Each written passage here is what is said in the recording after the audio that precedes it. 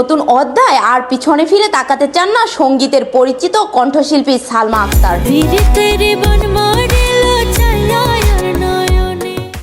ব্যক্তিগত কিংবা পেশাগত কোনো বিষয় নিয়ে আর বিতর্ক বা অপ্রয়োজনীয় আলোচনায় জড়াতে আগ্রহী নন এই গায়িকা।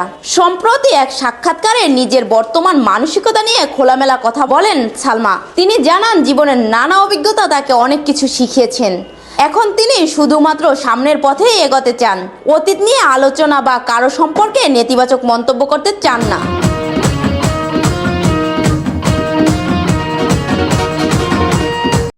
সঙ্গীত জীবনের দীর্ঘ আলোচনার নানা উত্থান পতনের সাক্ষী সালমা এখন নতুন উদ্যমে নিজেকে গুছিয়ে নিচ্ছেন। ভক্তরাও প্রত্যাশা করছেন আগামীতে তার কণ্ঠে নতুন গান ও সৃষ্টিতে মুগ্ধ হবেন তারা।